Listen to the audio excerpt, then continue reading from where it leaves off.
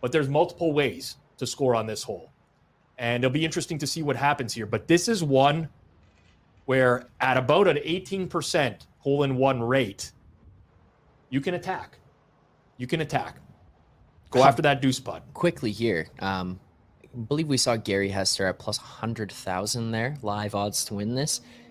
Any chance you'd take a live flyer on that? Give me 100,000. 100,000. What is it? 100,000 to 1 or plus 100,000? It was plus 100,000, right? Yeah. Was it plus 100,000? Yeah. You give me plus 100,000 on anything, sense. I'm taking it. Yeah.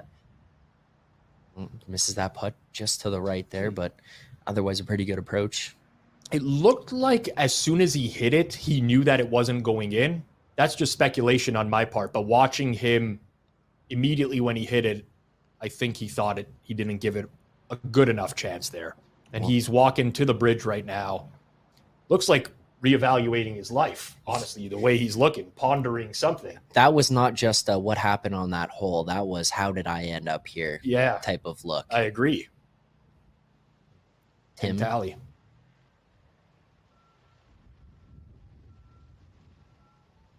Does Tim have the OG Woodbridge Adidas pants on right now, Rob? Is that what I'm seeing out of him? I think I own those Adidas pants. They're very comfortable. I would definitely mini putt in those if that's what he's wearing. That could also be a Kappa or a Puma type of track pant, if I'm correct. But it does look like the Adidas standard track pants. I think you just automatic bid to the final round if he's wearing tearaways. Oh, tearaways. You know what, though?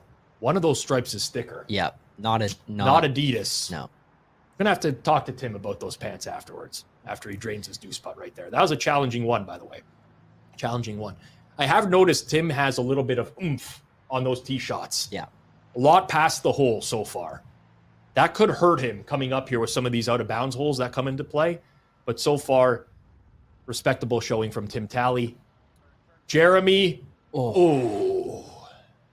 So Jeremy's going to have the most difficult putt of the three putters here in group number 2 to close this one out with a 2. Taking a look at his scorecard here and evaluating how he's going to approach this one as he does get some relief off the wall. Rob, what's going through his head here? I honestly don't know. I was just looking at that WPL vest and thinking I need one of those. Yes. Honestly, he looked at his book there. So he has some sort of line that he thinks this is going to be on, and now it's just execute. And he did not. And you know what? These will start to eat away at you. Yeah. You know, we're not professional putters. Oh, God, Zach no. and myself. You know, by far we're not. But you start to miss these deuce putts. Yeah. And it starts to get in your head. Every single time you stand over another deuce putt, you feel a little bit more pressure. And that's the 4th bogey for Jeremy Inabinit. He has 2 aces on this course today. Yeah. Just really extreme. He's got to clean up those deuce putts. And each one he faces now going forwards, the pressure is just going to grow on him.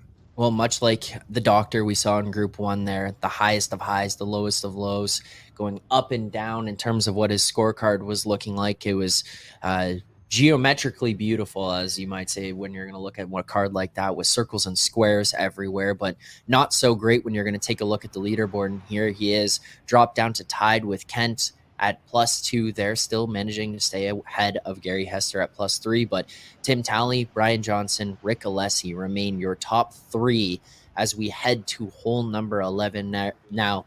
Alessi currently sitting in the clubhouse, listening to the broadcast, listening back, you would hope, hearing Rob talk about what that ace was going to go down and how he's going to feel after, still shaking his fist. But still, Brian and Tim here with an opportunity to catch him and a bunch of holes left to play. And remember, hole 11, disaster is in play here.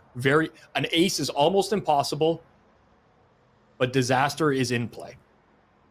Playing for a short deuce putt. The absolute worst thing players can do is miss that tee shot right. So you're going to get one kick off this hill, another kick there, and that's well done. Very good.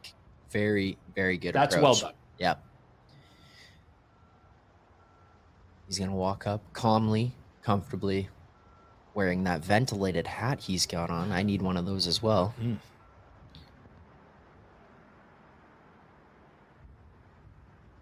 Strong stance. and he knocks it in. Very wide Yeah. stance there. Low to the ground. It's almost like he's playing a bunker shot with that putt right Yeah, there. it was. Okay, actually, you know what? I have something on my mind here now as we watch him pick up that ball using the flip end of the club. Hmm. Do you not think that handle might affect how you're going to putt? The grip? Yeah. I would think they got it figured out by now. Feels like... I mean, this isn't Tim Talley's first rodeo. I guess, Man's been putting for 20 years plus. Nabbing it here. And again, another deuce putt.